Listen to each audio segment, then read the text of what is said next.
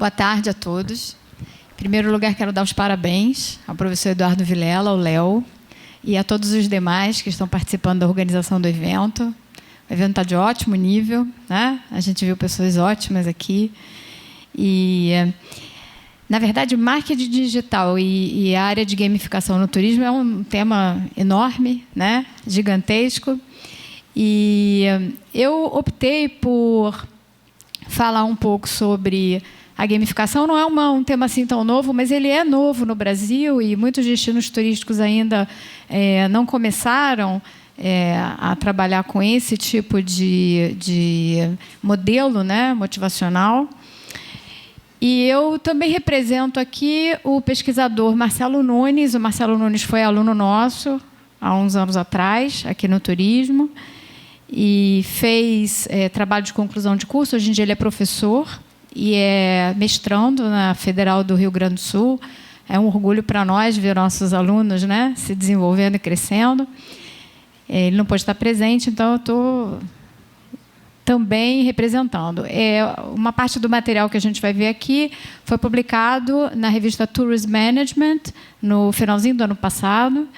E quem depois quiser acesso ao texto completo, é só falar comigo, pode me mandar um e-mail ou falar comigo aqui mesmo, para que a gente possa ver todas as referências e toda a metodologia, que não vai dar tempo, né? A gente vê cada detalhe estatístico, esse tipo de coisa. Primeiro começo falando sobre os games, né? Os games, eles, de um modo geral, a gente tem uma certa... a gente subestima a atividade de games, né? Existe um certo preconceito, a gente pensa logo num garoto virando à noite lá. Os games fazem muito bem, né? A cabeça, a memória, né? Já está mais do que comprovado que eles são ótimos para o desenvolvimento das sinapses, né? E da velocidade das nossas sinapses, mas realmente existe um certo preconceito, né? Esse negócio de ficar jogando no computador, né? Quer dizer, jogos já existem, né? Há muito tempo, muito antes dos computadores e dos videogames, e sempre foram muito apreciados pela sociedade humana, né? Pelas sociedades humanas, mas realmente quando eles foram para a área virtual, eles ganharam assim uma importância enorme. Só para vocês terem uma ideia, em 2013, né, a indústria de games teve um market share de 93 bilhões de dólares e estima-se que em 2015 esse volume vai a mais de 200 bilhões de dólares, né? E uma coisa que tem impulsionado bastante o crescimento da indústria de games é a indústria de mobile, né? Todo mundo ouviu falar aqui bastante, o pessoal do Google, né? O Rodrigo, o professor Alexandre Bis, todo mundo falando do mobile. O mobile tem um impacto enorme, né, nas nossas vidas. A gente agora carrega a internet debaixo do braço, né? Ainda bem, porque eu adoro. Mas, realmente, isso tem impulsionado muito essa indústria. E fez com que pessoas que não são exatamente gamers, né, começaram a prestar atenção por que o game é tão apreciado, por que as pessoas gostam tanto de jogar, por que alguém vira à noite jogando. Não é possível que uma pessoa que, às vezes, é um executivo de uma empresa, vejam bem, não é só garotada que joga, não. Os gamers mesmo, quando a gente vai ver estudos, né, sobre o perfil dos gamers, a gente fica até bastante impressionado, né? Muitas vezes são pessoas mais velhas, que têm posições importantes dentro de determinadas empresas, e às vezes passam o final de semana, né, participando de grandes rodadas de games. Então, muitos psicólogos, né, muitas pessoas começaram a tentar entender por que o game é tão importante, né, e é tão apreciado. E aí descobriu-se que a mecânica dos games ela favorece muito a obtenção de prazer pelo cérebro humano. E os estudiosos começaram então a falar: bom, peraí, mas se funciona para videogame, será que não funciona para outras coisas, né? Então a gente começa a entrar na área chamada gamificação. Então, o que é exatamente a gamificação? A gamificação é pegar a mecânica do game, o design do game, aquilo que faz realmente o game funcionar bem, e aplicar a outras coisas, a outros contextos. Então, por exemplo, vou fazer uma pergunta para vocês aqui. Como é que eu faço pessoas adotarem comportamentos mais sustentáveis?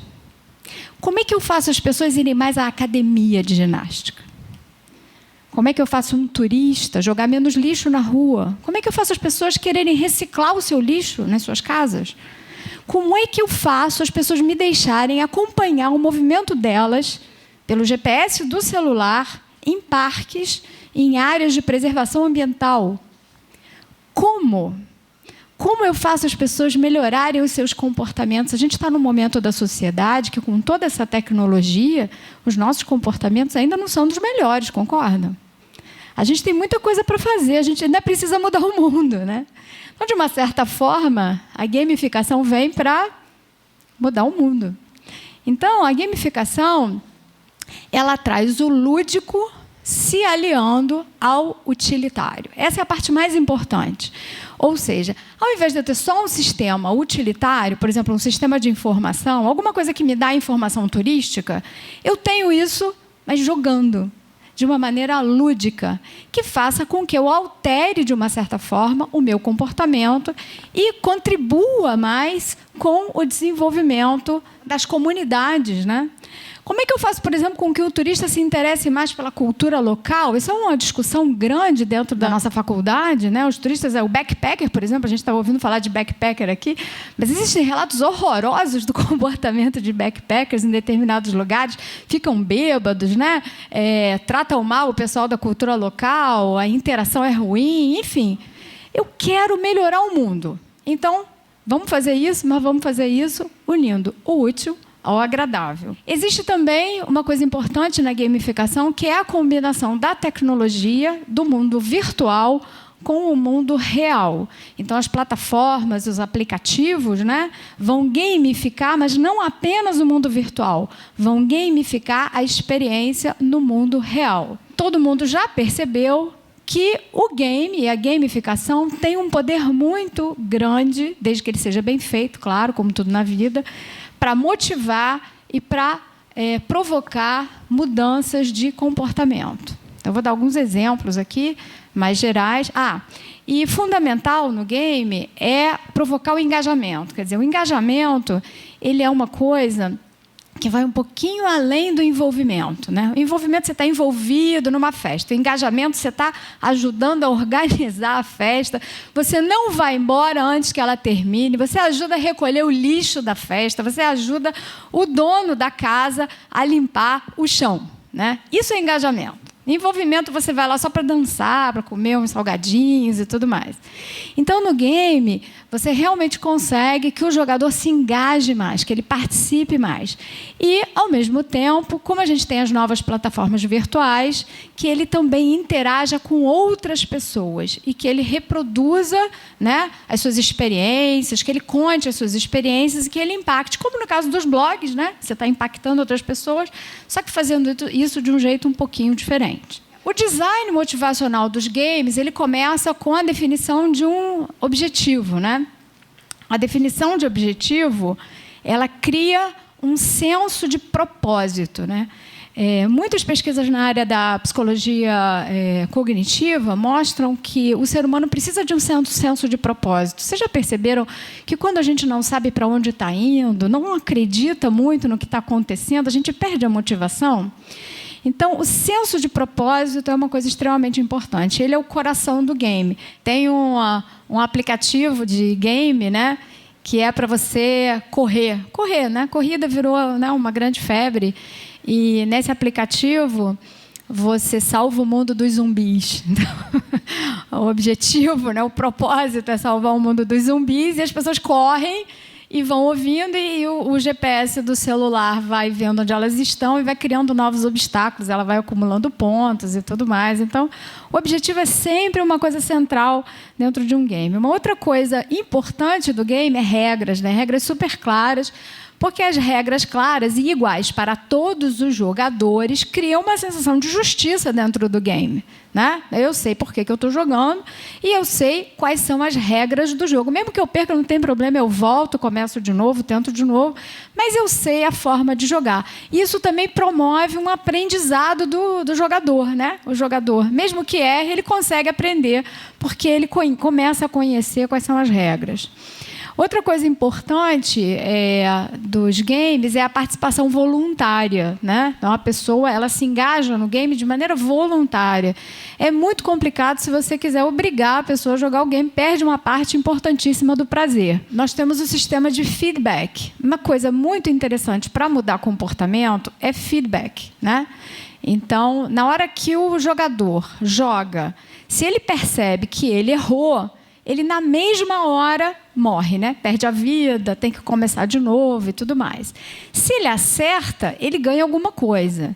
Se ele passa por um obstáculo muito importante, ele ganha um pouco mais. E ele pode ir coletando também uma série de coisas ao longo do jogo, né? Eu não sou exatamente uma especialista, né, como jogadora, mas eu entendo perfeitamente que você pode dar pontos a partir dos níveis de dificuldade, criando um sistema de feedback que é altamente educativo, né?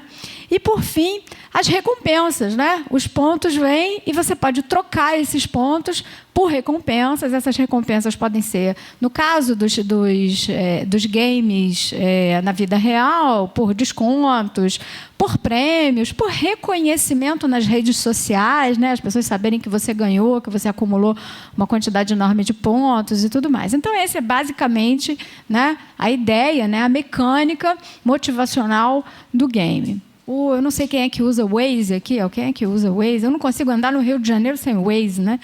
O Waze ele já me tirou de grandes roubadas, engarrafamentos, né? Diminui muito o meu tempo de viagem, com toda certeza, né? O Waze é um aplicativo gamificado, né? Porque é uma maneira de você melhorar o trânsito. É muito interessante porque tem um alto nível de engajamento, tem uns que se engajam menos, outros que se engajam mais. Tem pessoas que começam, inclusive, a editar os mapas, vão passando por etapas, né? Vão ganhando pontos, vão mudando o seu perfil, vão se tornando especialistas dentro daquele game. Então, existe um objetivo que, na verdade, é um objetivo extremamente bacana, que é o objetivo de melhorar a nossa cidade, né?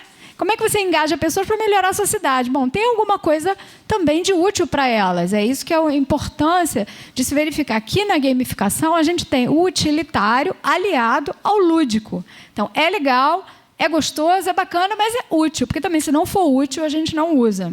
Outro exemplo interessante é o crânio, né, que o objetivo principal dele é educação, né, as pessoas poderem se educar e acumular conhecimento, mas também de uma maneira super divertida em várias áreas do conhecimento. O crânio tem no Brasil, mas também tem no exterior.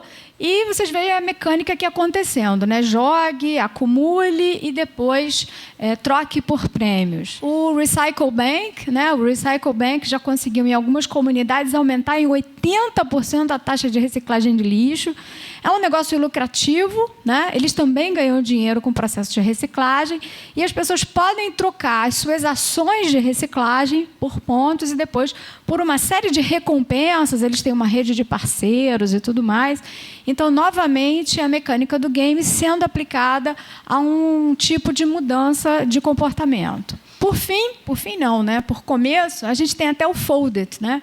O Foldit é uma iniciativa extremamente interessante, que é uma iniciativa de cientistas para, por meio de jogos, obter a ajuda de pessoas no mundo inteiro para solucionar difíceis dilemas da ciência, né? Então, por exemplo, a cura da AIDS, né? Então, uma coisa que tinham, sei lá, 100 cientistas trabalhando num determinado problema específico, né, para se chegar à cura da AIDS, agora tem 40 mil pessoas jogando um jogo, pessoas que têm conhecimentos variados, às vezes pessoas até com um QI muito alto, que começam a dedicar o seu tempo por meio de jogos para vários problemas que os cientistas estão tentando resolver há muitos anos e não conseguem. Algumas coisas já começaram a dar frutos, né? Um outro tipo de aplicação do game é o game para funcionários, né? Quer dizer, aqui o Next Jump, né, essa empresa de tecnologia,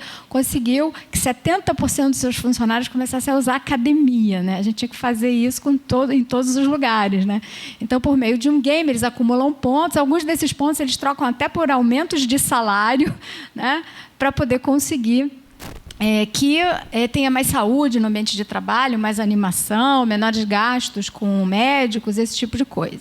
Então, a gamificação no turismo é mais ou menos a mesma coisa. É o desenvolvimento de sistemas dotados de valor utilitário, mas que, ao mesmo tempo, sejam lúdicos. Ele é beneficiado pela ubiquidade da tecnologia e pelo fenômeno do viajante sempre conectado, né? A gente cada vez mais consegue estar conectado nos lugares mais estranhos do mundo, né?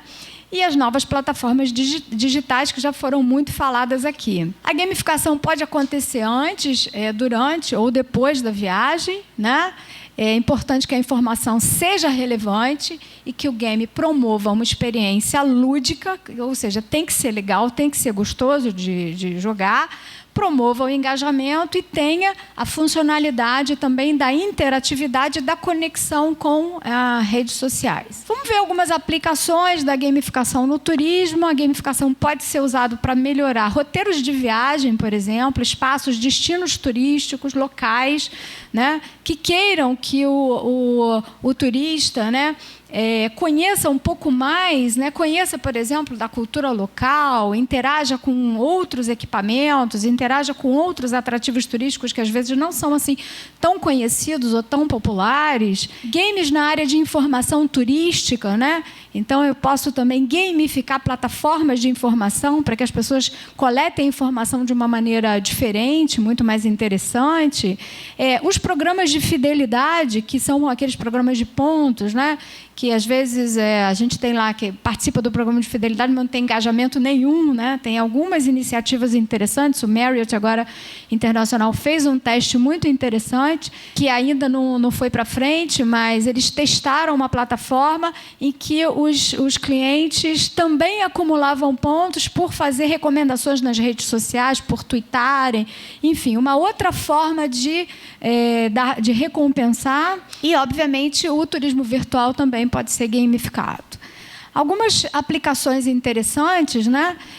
A gamificação pode aumentar a interação com o patrimônio, né? E com a cultura, porque às vezes o turista ele vem muito para a festa, né? Se ela vem para o Rio de Janeiro para o carnaval, para algumas coisas mais gerais, ele vem meio na história do turismo de massa e acaba não conhecendo e não interagindo adequadamente com a cultura local. Ele pode servir para a educação ambiental, obviamente para o marketing dos destinos turísticos e dos empreendimentos e para melhorar a colaboração e a cocriação, né, que vai beneficiar outros turistas. Alguns exemplos rápidos, né? O Foursquare, que tem um objetivo claro de fidelizar, de fazer com que as pessoas visitem mais coisas e mais lugares e mais atrações e criar uma rede de fidelização. O Foursquare tem uma mecânica de game. A gente tem agora os games, começaram a surgir as plataformas de realidade aumentada que levam as pessoas a visitar determinadas regiões e destinos turísticos. Existem algumas iniciativas. Esse é o maior do mundo, né? O maior jogo do mundo de realidade aumentada, mas existem também iniciativas em Berlim, iniciativas em Londres, né? Em que com o celular o cliente consegue enxergar coisas diferentes no destino. Ele pode ter até um guia virtual acompanhando em tours, né? Em passeios virtuais. A gente tem também o Epic Mix, né, que é um bom exemplo, que promove tanto a segurança quanto o prazer do turista numa determinada estação de esqui. E foi inspirado até no Epic Mix que eu e o Marcelo desenvolvemos uma pesquisa e a gente tinha o interesse de saber se no estado aqui no Rio de Janeiro, se o turista adotaria, né, um game turístico para um espaço natural, né? Vamos ver, será que dá isso? Será que dá para misturar tecnologia com ecologia? E aí nós fizemos uma pesquisa com turistas lá na Ilha Grande. E a gente primeiro fez um processo de observação lá na Ilha Grande e a gente encontrou o viajante sempre conectado. O pessoal na barraca, se vocês podem ver, no meio da rua, na barca, todo mundo conectado, todo mundo com internet, ou seja, as pessoas mesmo que estão indo para a barraca, mesmo para praticar o ecoturismo, elas estão levando os seus devices, né? Estão conectadas na internet. E esse é o que a gente está vendo, é uma nova tendência do ecoturista estruturado. Ele é um ecoturista que ele quer a natureza, ele quer curtir as coisas da natureza, mas ele aceita algumas modernidades junto com ele. Ele aceita levar o seu tablet, né, o seu celular. Ele não vê que isso está atrapalhando a sua experiência no destino turístico. Então, baseado nisso, a gente desenhou um aplicativo chamado Ilha Grande Mix, com a função de rastrear e monitorar as atividades de visitantes por meio de GPS. O aplicativo também ele tem uma função de marketing, porque ele lista quem são, né, os prestadores de serviços locais, uma série de ofertas de passeios, né, e tudo mais. O aplicativo está ainda em projeto, ele não foi ainda desenvolvido. E nesse aplicativo, o usuário, a parte lúdica dele é que o usuário pode visualizar percurso, o tempo do percurso, uma série de funções que mostram a interação dele com o ambiente do parque, da Ilha Grande. E como em um game, ele recebe insígnias, né? Conforme ele vai progredindo, ele tem incentivos, ele ganha pontos, ele tem uma série de recompensas, enquanto ele vai melhorando a performance dele em caminhadas, em corridas e tal, dentro do parque. E ele pode acessar aquilo que ele conquistou e depois compartilhar isso por meio de redes sociais. Foram entrevistados 378 turistas brasileiros e a gente verificou 4 dimensões de aceitabilidade do game. São dimensões que são internacionalmente consideradas como relevantes para a adoção de novas tecnologias, né? A gente verificou intenções de uso e os resultados são extremamente animadores, né? Existe uma alta percepção de utilidade, de facilidade, de compatibilidade, de diversão e uma alta também intenção de uso de um aplicativo dessa natureza. Bom, os resultados: turista mais conectado e tecnologicamente mais sofisticado, até num destino como a Ilha Grande, que é um destino que as pessoas antigamente iam basicamente para acampar e tudo mais. Interesse pelo uso interativo de tecnologias móveis que auxiliem, mesmo em viagens motivadas pelo contato com a natureza, a aventura, a interação social e até o descanso. O potencial de dispositivos móveis para incrementar a experiência turística, né, com esses elementos de engajamento e com esses elementos de interatividade. Bom, os benefícios: um aplicativo lúdico e funcional pode ajudar ao controle da visitação em unidades de conservação, que o problema é esse, né? Na verdade, a gente quer monitorar para ver por onde é que as pessoas estão andando e evitar que exista, né, uma deterioração das unidades de conservação. Mas, para que o turista possa nos autorizar a monitorá-lo, a gente tem que ter alguma coisa legal em troca, né? A realização também de atividades educativas, então é possível, ao longo do game, né, melhorar a percepção dele e a cultura dele, a educação dele em relação a patrimônio ambiental e cultural, melhorar o comportamento dele, né, dar insígnias e incentivos para que ele se comporte de uma maneira mais sustentável. E a tecnologia também pode contribuir com o marketing, né, das empresas e com o melhor conhecimento das ofertas e dos serviços locais. Eu sou coordenadora do Laboratório de Estudos de Consumo e Comportamento, aqui da Faculdade de Turismo e Hotelaria, e quem precisar de mais informações, por favor, fique à vontade para me comunicar.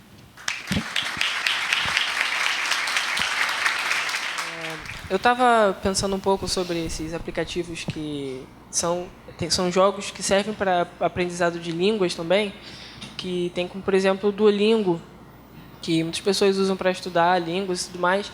Só que uma coisa que eu percebia no Duolingo era que ele era muito repetitivo e as pessoas, depois de um tempo, elas cansavam do jogo e às vezes desistiam. Tem gente que continua até um pouco mais avante no jogo, no aplicativo, mas muita gente para antes. E no trabalho que eu fiz no primeiro período, da professora Erli, sobre turismo backpacker, eu acabei parando num jogo de... Não sei dizer se ele era online ou se ele era um aplicativo que você podia baixar para o computador. Mas era muito legal porque você poderia praticar a língua enquanto você explorava o jogo em Nova York como um backpacker. Então, você tinha que ter todo o aparato de fone de ouvido, microfone, para poder jogar e praticar a língua. Se a senhora conhece, é backpacker.com. Não conheço. É o backpacker.com, se quiserem, o pessoal também quiser entrar, é muito interessante. Muito interessante. Pois é, você tocou num ponto fundamental. O jogo tem que ser interessante. E ele tem que estar sempre recebendo novas informações e inovações. E como a gente viu aqui, é preciso analisar o perfil de maneira sistemática, né, mais ou menos, né, tem que analisar de maneira sistemática o perfil dos usuários, né, que você vai ter nesse tipo de jogo, para verificar se eles são usuários frequentes, né, e criar novas etapas e novas possibilidades, porque, não sei se vocês sabem, mas a indústria de games ela tem um ciclo de vida de produto muito curtinho. Existem games que o ciclo de vida deles é de 3 meses. E porque 3 meses é o tempo da galera jogar bastante, né? E ficar de saco cheio. Porque já está repetitivo, né? Já consegui ganhar todos os pontos, já passei por todas as fases, eu quero mais. Então, esse eu acho que é um grande desafio dos games, da gamificação de determinadas coisas, porque pode parecer que é simples, você faz uma vez só, mas não, é preciso atualizações. E existem também games que dão errado. A literatura mostra games que são chatos, né? Por exemplo, games feitos para interagir com funcionários dentro de empresas. Alguns, o tiro sai pela culatra, os funcionários, na verdade, acham que estão sendo controlados, né? Que não querem se comportar daquele jeito. Eu tenho o direito de não ser assim, de não fazer isso. E isso pode dar problema. Então, você tocou num ponto importante e eu acho que todo mundo aqui podia dar uma olhada nesse backpacker.com. Gostaria de saber o seguinte, professora, os games são, na sua origem, direcionados como brincadeiras, né? Há um público, inicialmente um público infantil, depois ganhou outra dimensão, e as empresas percebem a penetração que esse produto tem e utilizam ações de product placements, de merchandising, né, dentro dos games como uma ação mercadológica, uma ação de marketing. Eu gostaria de saber da senhora, como estudiosa na área de comportamento do consumidor, como é que a senhora vê essa questão eticamente de algumas empresas utilizarem os games como estratégia de desenvolvimento e visibilidade para seus produtos direcionados a um público infantil? Eu acho que tem que ser visto com muito cuidado, né? Principalmente se a gente está falando de crianças muito pequenas, porque as pesquisas indicam, na área de comportamento do consumidor, que as crianças não são capazes de diferenciar aquilo que é anúncio daquilo que é conteúdo, né? Por exemplo, quando a Thaís falou do blog, né, e ela falou de uma maneira, eu acho que perfeita, super ética, né? Quando o blogueiro está falando e ele foi pago para falar sobre aquilo, ele tem que deixar isso claro. Senão ele perde a credibilidade.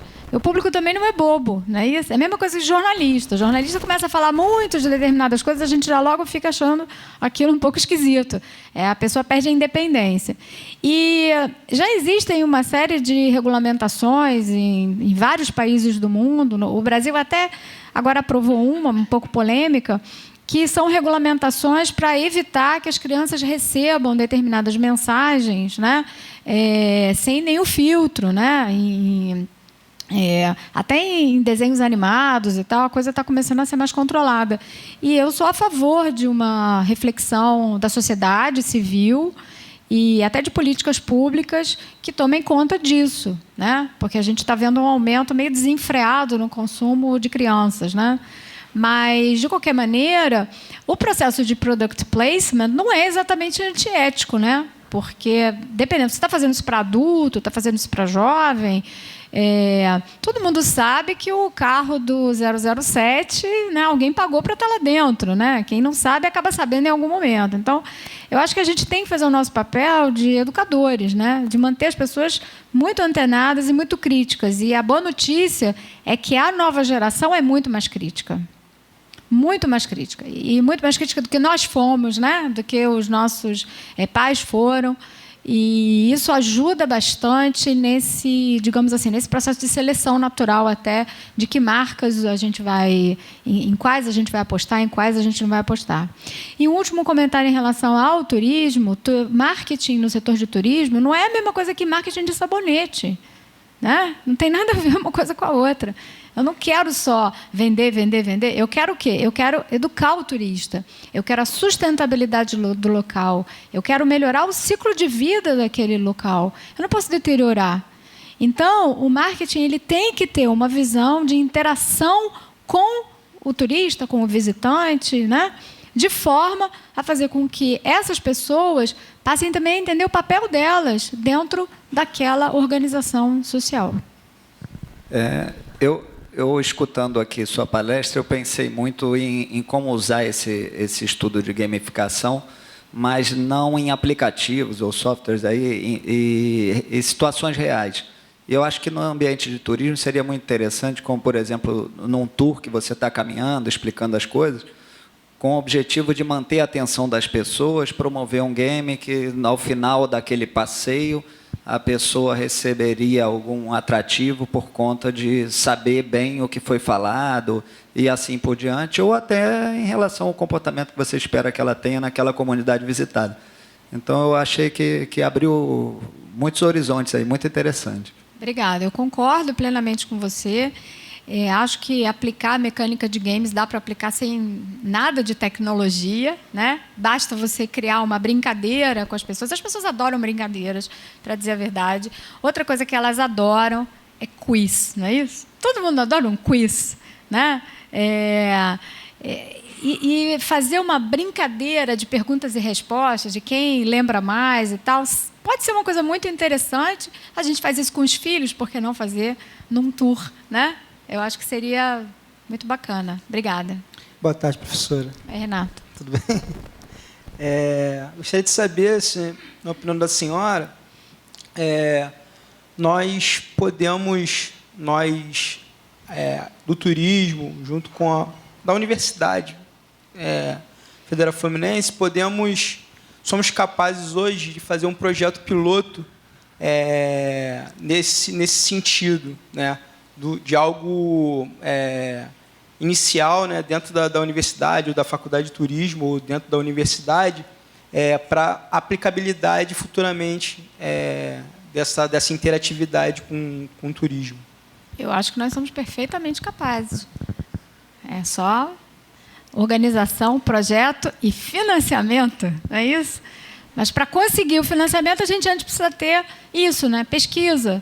A gente não consegue absolutamente nada sem dados, sem sistematização de dados. Acho que essa é a melhor